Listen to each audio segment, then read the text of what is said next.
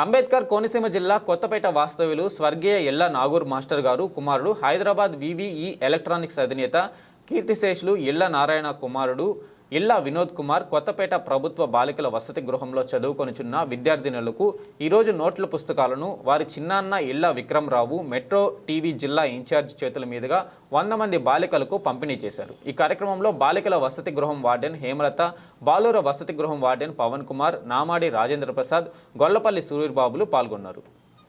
మీరు మీ అందరికి books ఇచ్చేలాగా plan చేస్తున్నారు విక్రమరావు గారు.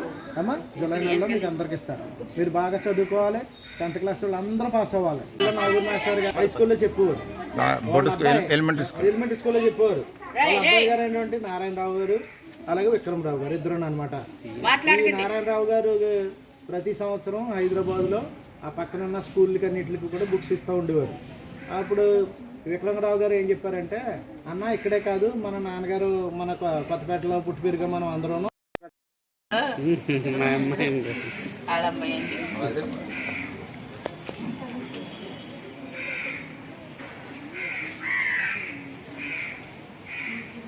మీరు